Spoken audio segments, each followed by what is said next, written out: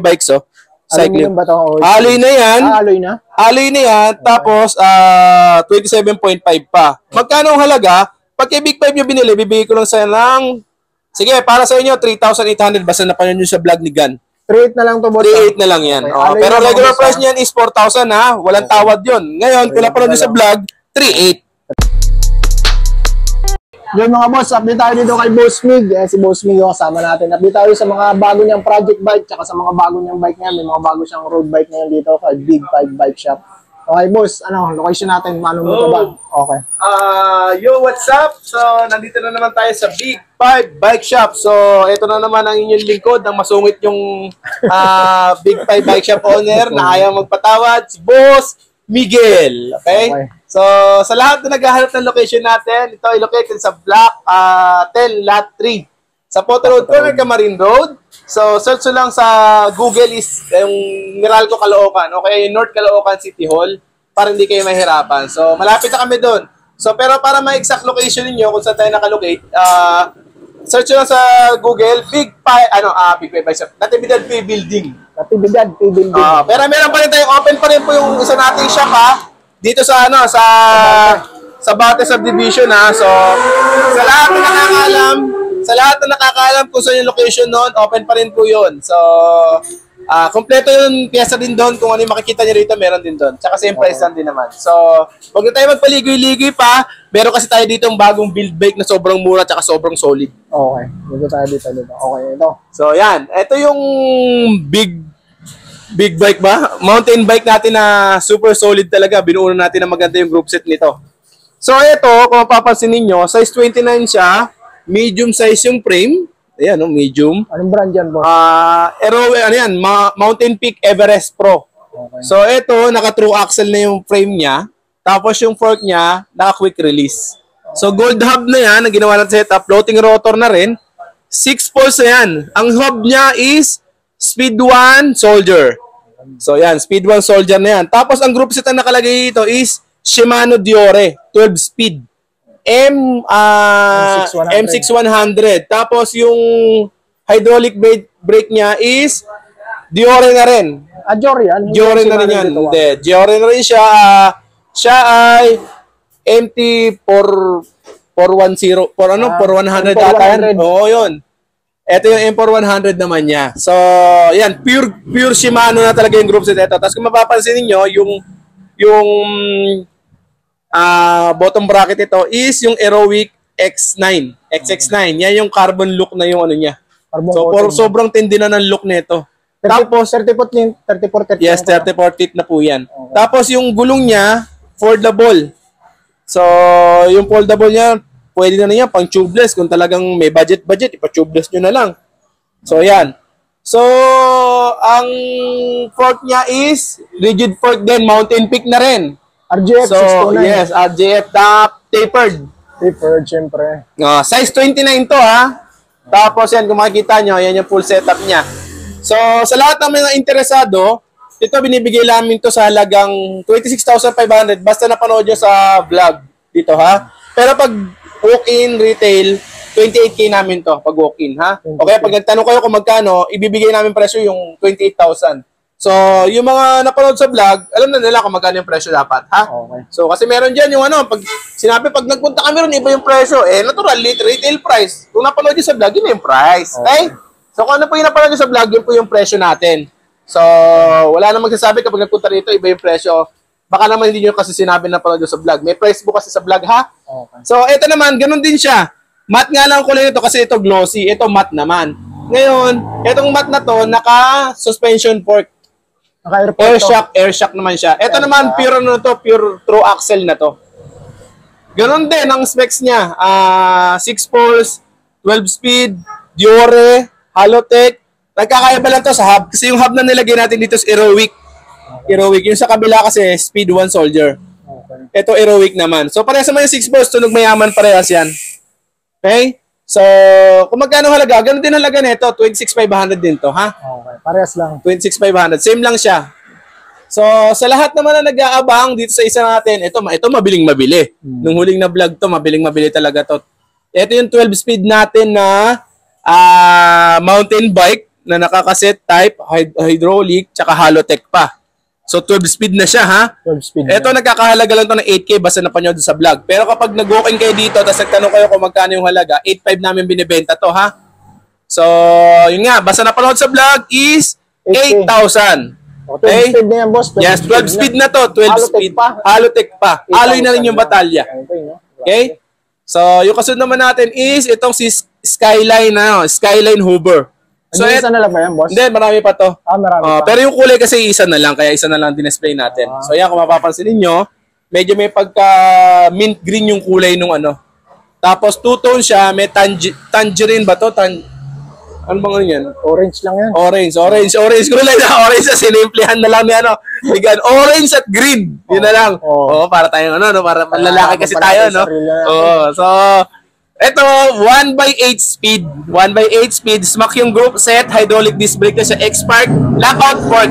So, ito gawa to ni Paxter. Bibigyan ko lang to sa halagang 7,000. 7K lang, mga boss. Pinakamura na to. Na hydraulic na size 29. Yes. So, ito naman kasunod doon si Promax PR40. So, sa lahat na naghahanap ng road bike, ito. Naka-disc brake na siya. Fully internal cable. Naka-aeroframe. Aerodynamic na yung bataya niya. L2R3 yung group set. Ito yung Promax PR40, mga boss, ha? Ito yung naka-disc brake, ha? Kasi meron nito sa market na hindi naka-disc brake. Ito naka-disc brake naman tong atin. Size 48 to, mga boss. Size 48. Ibang sukat kanyan, boss? Wala, puro 48 lang ata. Lang. Okay. Size 48 lang, mga boss. 48. May 50, may 50. May size 50 ron. May 50. Okay. So, ito, wag na tayo magpaligoy-ligoy pa. Ibibigay lang to sa halagang basta subscriber, 10,300. 10,300. 10,300. Basta napanood sa vlog. Yes, aeroframe na yan. Kung makikita nyo, napakaganda ng decals niya, no? Yung tab, no? Anong tawag sa ganyan decals? Glossy black. Hologram ba yan? Ganyan. Hologram. Yan. So, sumunod natin, no, si Heroic Warrior 650. Si Heroic Warrior 650 natin, naka-sale to ngayon, promo. Ato, naka 10 speed to. 1/10 speed, not yung hydraulic brake set. At so, si Nat, ano din to? Tektro brake set. Okay. Tapos, seal bearing bottom bracket. Ito si Heroic, hindi ko na kailangan sabihin kung sino manufacturer nito. Basta sigurado ko na ito, high quality, at kaya kahit mga 120 kilograms ang sasakay o 130. So, ox to, size 27.5, L2 group set, pure alloy, maliban dun sa port. Maliban sa port. Boss, no? Yes. Ito, parehas ang presyo ng 12 speed natin, pero kasi branded to, 8K na lang to. 8K. 8K. Pero pag walk-in to, 8.5 din, ha? 8.5. So, walk-in, 8.5 din yan, ha? Basta napanood sa vlog, 8K. Yes. Heroic, ha? Okay. So, yan. Punta na tayo din sa kasunod natin. So, ito yung kasunod natin. Bagong-bago to. Saturn Atlas. So, si Saturn Atlas, kung makikita niyo, bagong-bago yan. 27.5, size 16, 1/12 speed, lockout suspension, ang tawag dito? Remote lockout air fork. Okay. Disc brake na rin siya, 1/12. 1/12 na yun pala ito. Laki na pala naman yun. Yes po. RH12. Halotech na din siya. Halotech. So, anong brand tong Halotech mo, boss? Yung Halotech natin, ano yan? Sulane. Sulane. Kasi ano yan? Pro ano din yan? Pro wheel. Pro wheel na may gawa. Okay. Kabros ang hydraulic brake, mga boss. No? Yes po. So, 29/16 to, mga boss, ha? Sukat ng frame niya. Tapos, 60 jack rabbit yung tire 27 to, ha? 27 27.5 lang to. 27.5. So, ang halaga, ibibigay ko lang to sa halagang, magkano ba magandang ibenta dito? 14,000 na lang. 14,000, mga boss. 14K lang to. 14K. Project bike mo ba yan, boss? Yes, Project 5 bike natin to dito kay Big 5 Bike Shop. Okay. Okay, o yan ha. Ito. 14K. So, ito nabili na yan. Ito na lang kulay na available natin. Kulay white So, pa na available mo nito. shoutout kay Sir Romel. Ay, si Romel, okay. Sir Romel, shoutout ka na. Pipick upin yan dito, boss. Pick up na yan, ready for pick up na yan. Ito yan, yung isang kulay niya. Chassis T-Reach Space R3000. So, si T-Reach Space R3000 ay naka Shimano Sora. Okay, Sora. And Cassette type 9-speed, 2x9. Integrated drop bar, naka-aerodynamic frame. Aerodynamic frame. Naka-gravel setup. Gravel bike na, boss. Yes po. Magkano sa ito, boss? So yan, bibigay lang natin to sa inyo ng 19,000. 19,000, mga boss, no? Mechanical to, mga boss, ha? Ayan. Yes Ano po. sukat nito? 43. 43. Parang stress ball, no? 43. Sobrang liit. Ito, bago Hindi, rin parang to. parang malaki naman to. Kumbaga sa sizing nagkakaiba-iba naman doon sa supplier. Parang yan din yung ano, parang feeling ko yan yung size ng 48. 46, 48 doon sa atin. Kasi tatlong size nito, hanggang 47 lang pinakamalaki. So parang 43, 45, just 47 lang. Baka iba yung So pinagbasihan iba yung nila. iba yung basihan nila ng sizing. Pero parang feeling ko, ito yung 48. Kasi 'di ba ang totoo niyan dapat 48, 50, 52, parang ganun yung sizing eh. Parang ito iba yung ano niya. Parang pinabago. Parang siya yung medium. Ay hindi, ito yung small. Yan yung small. 45 yung medium, parang 47 yata yung ano, yung large. Okay. So, ito PR 40 rin. Ito yung isang kulay. 50.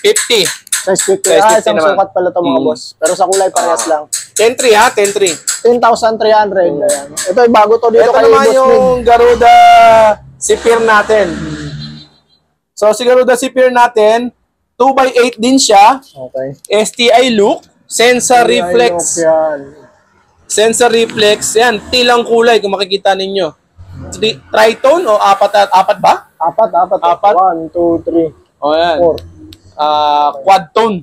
Ganun ba? Aerodynamic frame niya yung Garuda Aerodynamic mga boss. frame, oh, yes. So, yan, sobrang mura yan. Bibigyan lang natin sa halagang 9,300. Road bike na ka-aerodynamic ka na. Naka-disc brake din yan. Okay, murang-mura to mga boss. Reflex. Okay. Yes. Pag reflex, it's speed, no? Yes po. It's speed. Okay. So, yan, yung mga tsunami natin, available pa rin siya. So, kung mapapansin nyo, meron tayong mga andito. Etong tsunami natin, 11,000 na lang to yung naka-regular setup lang. Yung stocks. Yung stock lang, oh. Okay. Pag naka-upgraded, boss, Yung ganito pa rin. naka-upgrade, 15, 14 na lang yan. 14,000 na lang Yes, mga basta boss. na panood nyo sa vlog ha, pero pag walk-in, gaya ng sabi ko, yung pa rin yung presyo. Alotech to mga Oo. boss, tapos naka-OLED chain na kaya upgraded siya. Yes po. Okay? So yan, marami pang kulay na available. Actually, meron pa ditong available na kulay, hindi namin ma-assemble eh. Okay?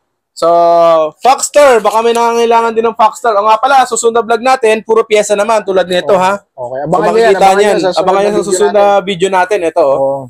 6 poles na hubs, tunog mayaman, 2.6 lang. 6 lang. Okay? Okay. So, yan ha. Ito yung mga Foxster naman natin. Foxster 303. Yung Foxster 303 natin na yan,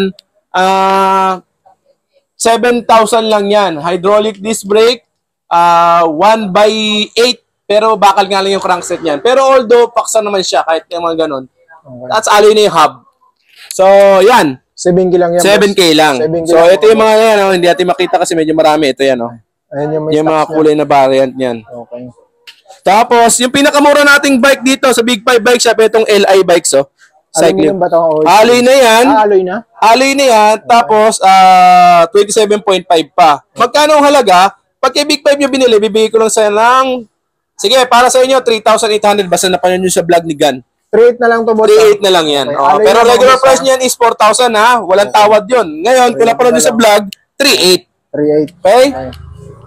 So, sa mga pambata nating bike, meron din tayong available. Oh. NMTV, no? Yes. Yeah, ito tulad dito Orbit na to. Oh. Ito, parang kids bike to na pinalaki, BMX eh. Oh, Garuda. Pero naka-setup mini MTB na rin to. Ito 2,200 lang to. 2,200. Okay. Etong Orbit, ito medyo mahal ng konti kasi 1x.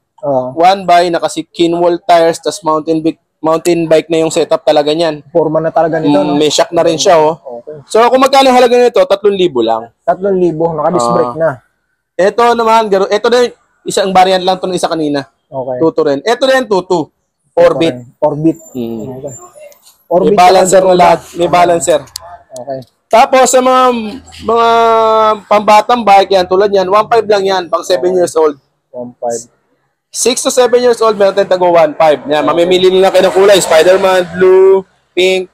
Tapos sa mga pangbata naman, may mga tayong mga pang 12 years old, 1,300 lang yan.